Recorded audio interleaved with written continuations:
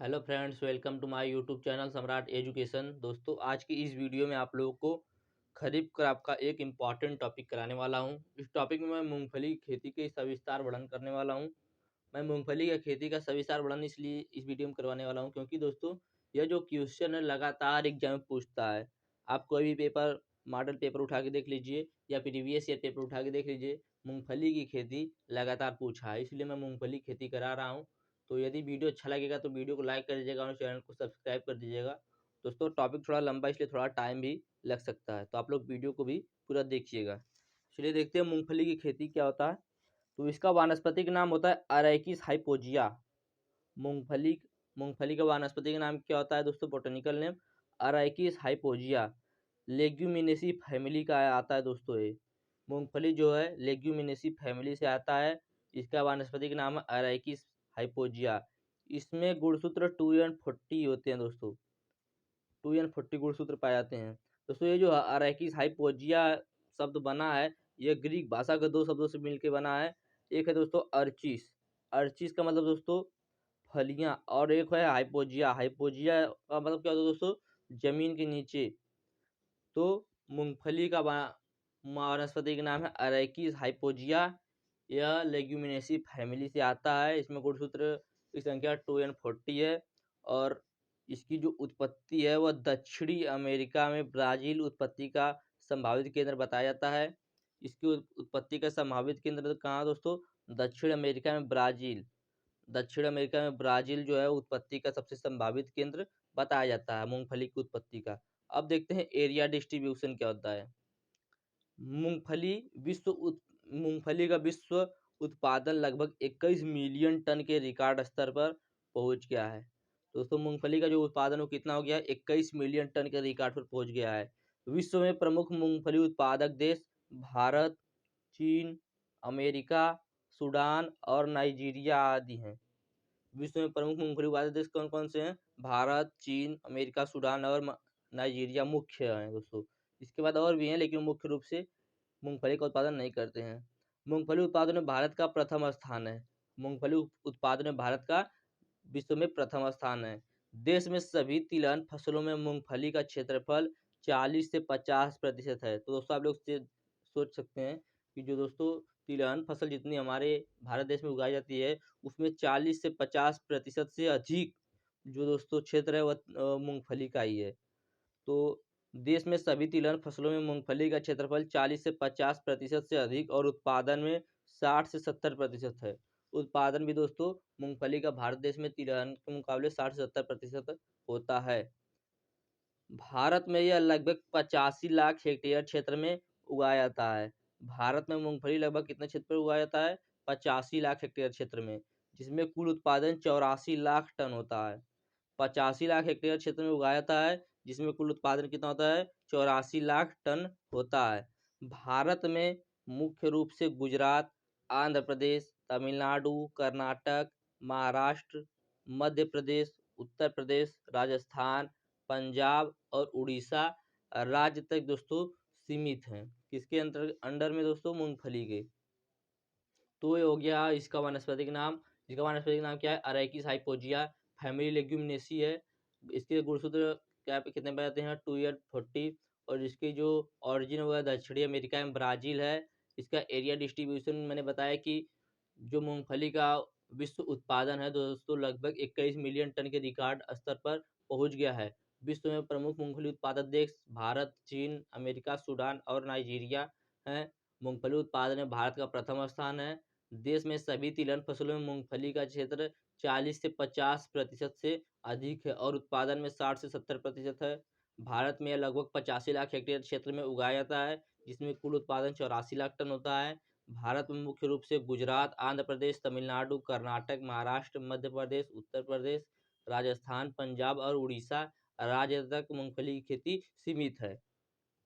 अब देखें इसका आर्थिक महत्व। मूंगफली की गिरी में लगभग 47 से 49% तेल और 20% प्रोटीन होता है। मूंगफली की गिरी में लगभग 47 से 49% तेल और 20% प्रोटीन होता है। इस समग्र रूप से इसकी गिरी अत्यधिक सुपाच्य होती है। गुठली को भूनकर या तलकर नमकीन के रूप में खाया जाता है। उसमें मूंगफली की बात हो रही है, मूंगफली का आर्थिक महत्व क्या है, इससे हमें आर्थिक महत्व क्या होता है। तो मूंगफली की गिरी में लगभग 47 से 49% तेल और 20% प्रोटीन पाया जाता है।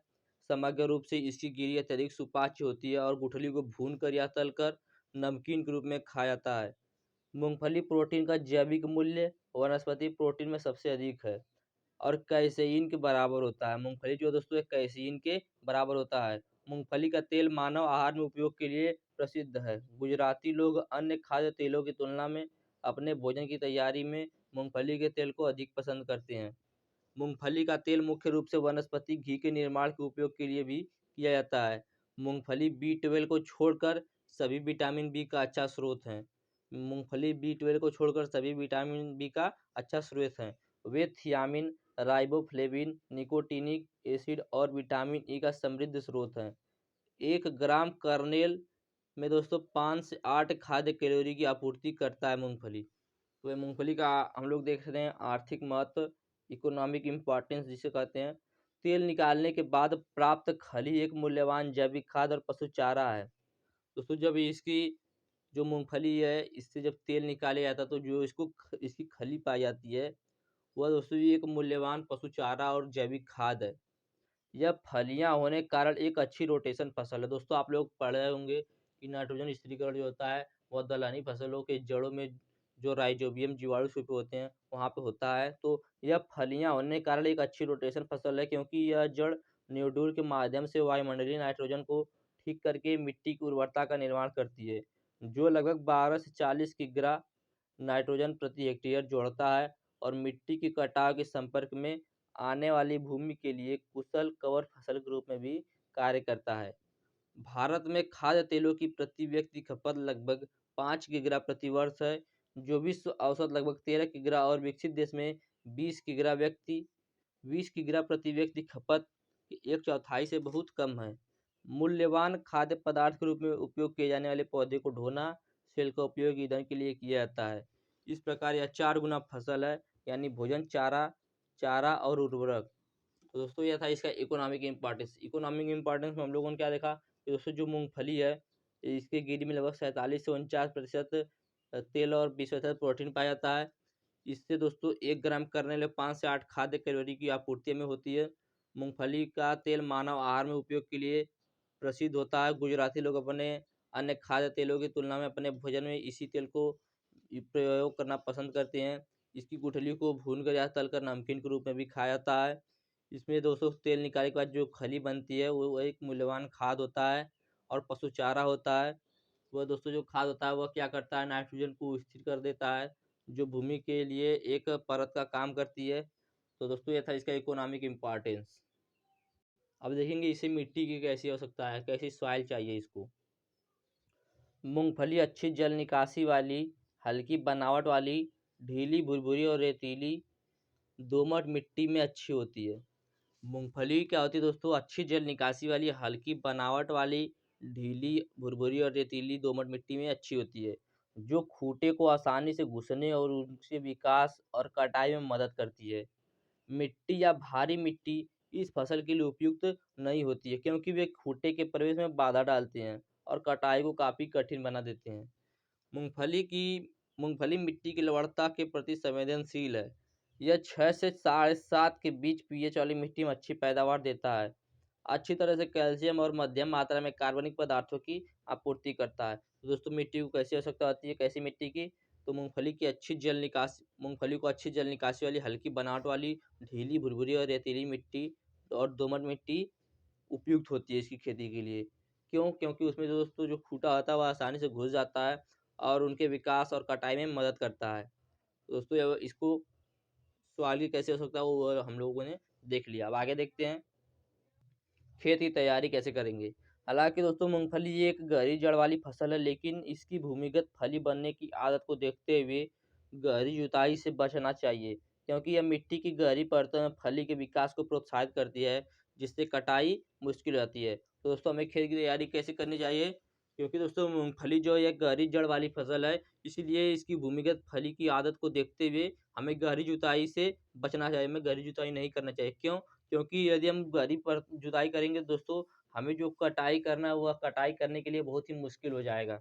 क्योंकि दोस्तों एक तो मूँगफली पहले से ही गहरी जड़ वाली फसल है, उसके बाद हम लोग गहरी जुताई करेंगे तो वह दोस्तों और गहरा अंदर जाएगा, इसीलिए दोस्तों प्रॉब्लम होगा। इसीलिए बोला जाता है कि मूँगफली को गहरी जुताई करने से बचना चाहिए। उचित अंकुरण और अच्छे पौधे की वृद्धि के लिए बुवाई के समय पर्याप्त बारिश की आवश्यकता है और फसल की अवधि के दौरान अच्छी तरह से वितरित वर्षा सामान्य वनस्पति विकास, बढ़ी हुई फूल और पत्ती के उचित विकास को सुनिश्चित करती है। मिट्टी पलटने वाले हल के साथ एक जुताई और उसके बाद 2 हैरोइंग 12 से 18 सेंटीमीटर की गहराई तक एक अच्छी सतह की जुताई प्राप्त करने के लिए पर्याप्त होती है। तो दोस्तों ये हो गया हम लोग खेती तैयारी कैसे करेंगे उसके बारे में हम लोगों ने देख लिया। आगे देखते हैं बीज और बुआई।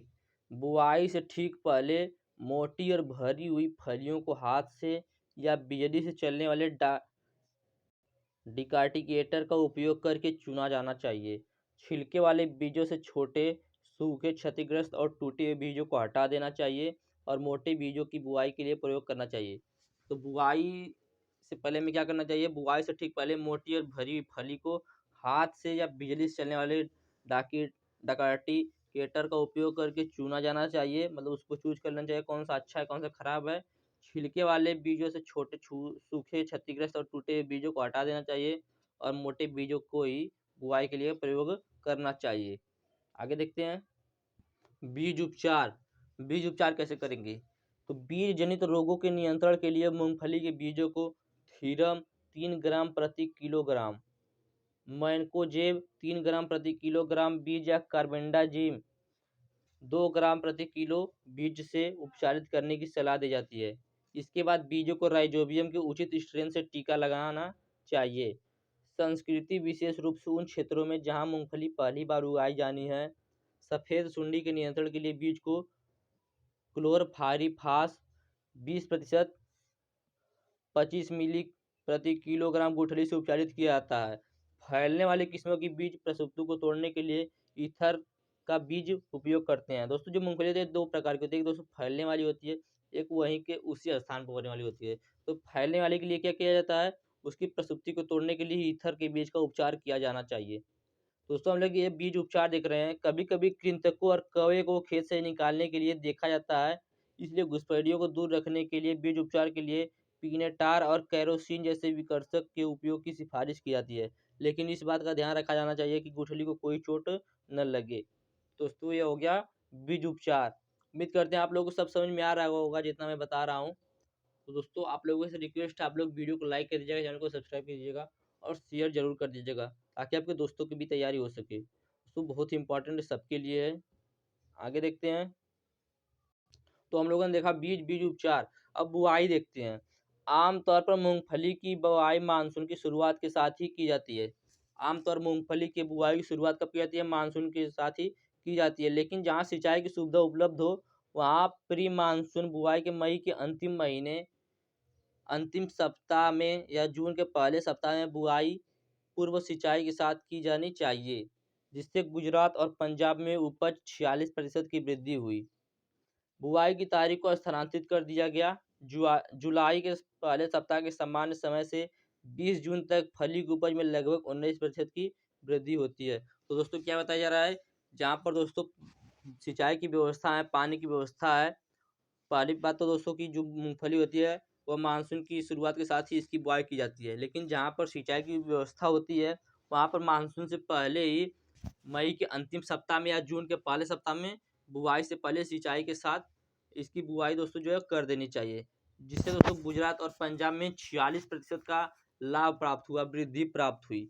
बुआई की तारीख को स्थानांतरित कर दिया गया, बदल दिया गया। जुलाई के पहले सप्ताह के सामान्य समय से 20 जून तक फली की उपज में लगभग 19% की वृद्धि होती है। आगे देखते हैं। अगेती बुआई फसल द्वारा मानसून का सर्वोत्तम उपयोग करने में मदद करती है, क्योंकि बारिश शुरू होने से पहले सभी बीजों का अंकुरण हो जाएगा और सर्दियों की फसल को बुआई के लिए खेत को समय पर खाली कर दिया जाता है।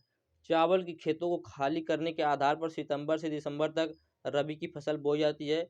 गर्मियों की फसल के अंतिम सप्ताह दिसंबर के दूसरे पखवाड़े से फरवरी के पहले सप्ताह तक क्षेत्रों के तापमान के आधार पर फरवरी से पहले सप्ताह तक बोई जाती है। तोरिया और आलू की फसल की कटाई के बाद फरवरी के दूसरे पखवाड़े से मार्च के पहले सप्ताह तक वसंत ऋतु की फसलें बोई जाती है।